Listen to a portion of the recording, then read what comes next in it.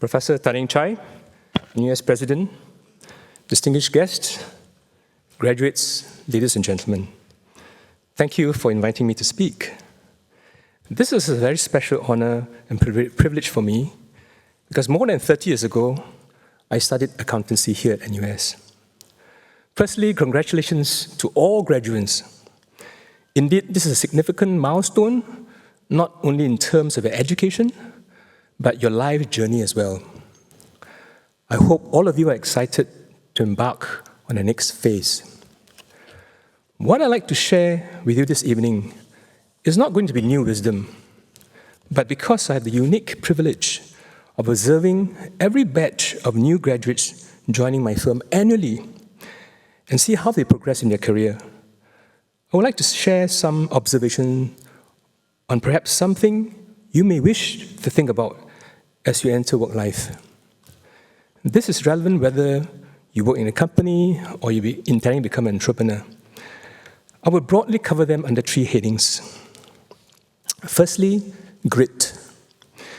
We all know what grit is and how grit has sustained sportsmen and women to stay on course, to compete and win the Olympics medals. You definitely had grit and went through hundreds of exams and tests and projects in your school life and graduate today partly because of grit. Now, will you be able to bring out and activate that grit when you're at work? Today, distractions caused by options give you plenty of reasons to say that I don't think this job is my cup of tea.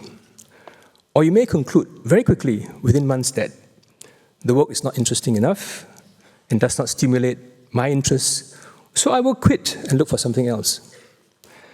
The distractions are many and frequent, and there's peer pressure to change jobs, which is sometimes likened as a sign of progression.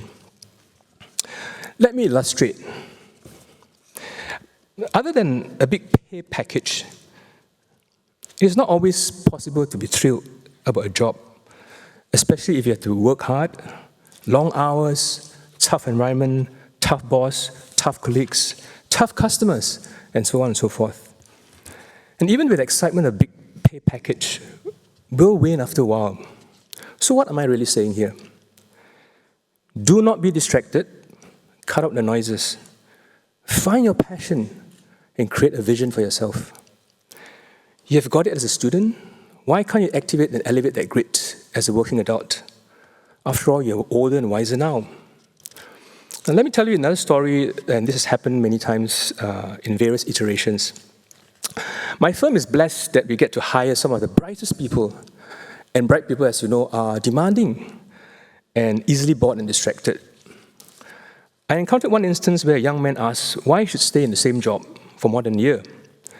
After all, he's bright, fast learner, and can leapfrog others. I gave him the illustration of a novice chef versus a master chef.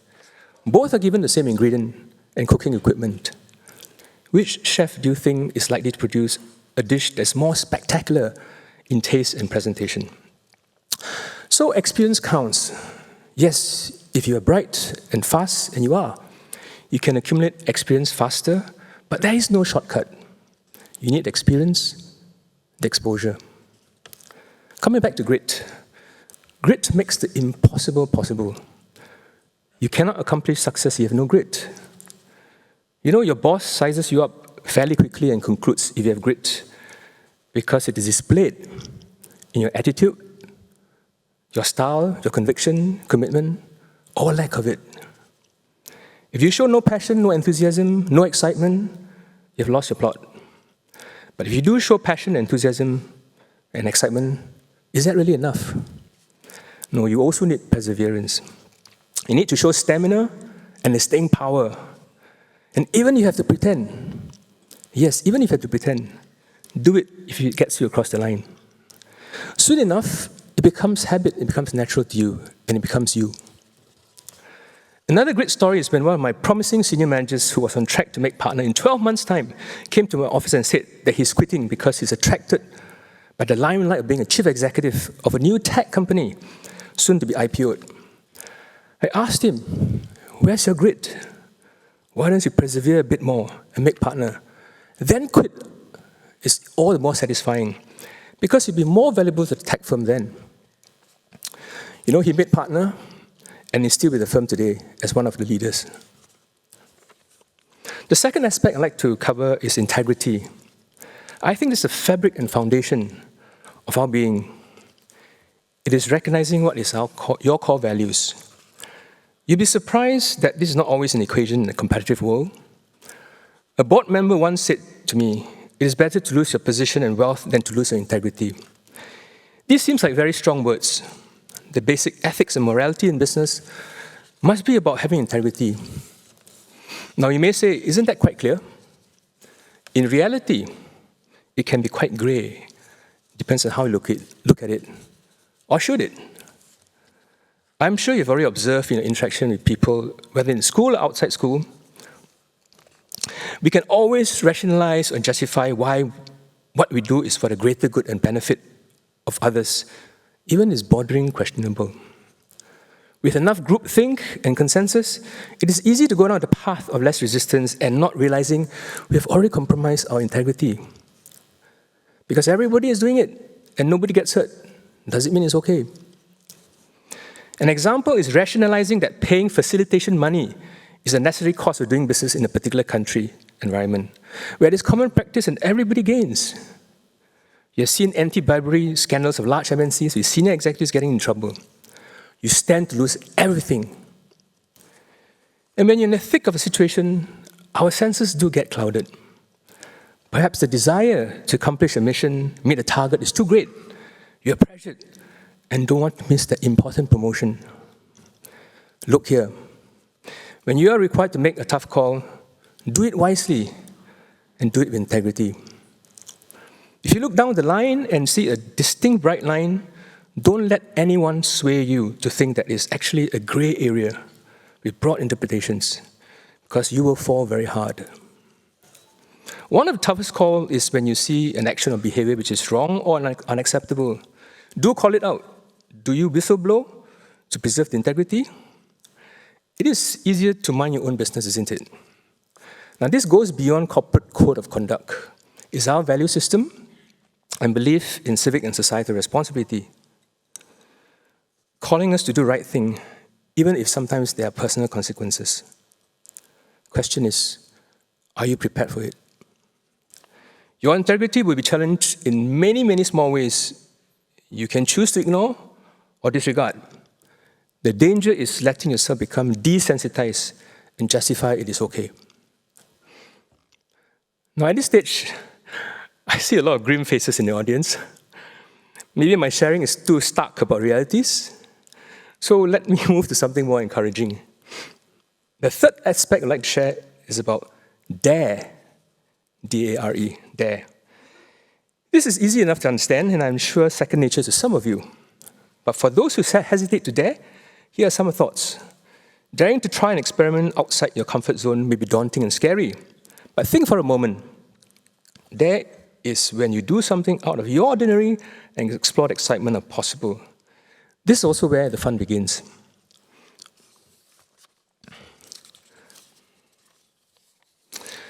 Work definitely is not about doing the same old. Where's the creativity, innovation we aspire, right? Some of the best ideas and discoveries occur when you're not quite inundated with the same task, when your mind is allowed to venture unrestrained and you're free to explore. And even be wild and crazy, be liberated. I'm not suggesting that being compliant is a bad thing. We need to be compliant with rules, but we need to also dare to dream, dare to ask, dare to experiment. Take an example of a child learning to cycle, or an adult learning to ski. In both cases, after numerous falls, you learn to balance on your own. It opens up a whole new experience of thrills and excitement. At your workplace, you could try simple actions like refreshing the presentation deck of inherited from your boss, changing the format of your company's offsite meetings. And if your boss says no, ask why not, and explain your rationale. Or to more significant actions like daring to be relocated to a less developed countries to start an office or business venture. Many Singaporeans shy away from such wonderful opportunities because you don't wish to give up the comforts of Singapore. And it's such a waste. We need more Singaporeans who are international leaders, international CEOs. And if you're running a business unit for a company, it's constantly seeking new ways of product and service. If you dare and venture into something new and it fails, it's okay. How do we nurture entrepreneurship if we dare not venture? A basketball coach once said, "Success is never final. Failure is never fatal. It's courage that counts." Finally, if you dare, why can't you enjoy it and learn to enjoy it? After what is life without adventure, as long as it's responsible adventure? Let no inhibitions of self or society deprive you of what you can accomplish and benefit others. So in conclusion, I would like to leave you with this thought. If you have grit but no integrity, the consequences will catch up with you. If you have integrity but no grit, you're likely to be mediocre. If you dare and have neither grit nor integrity, it is very dangerous. Best to avoid. If you have all of grit, integrity, and dare, the world is all of yours to imagine. So with that, thank you very much and congratulations, best of all.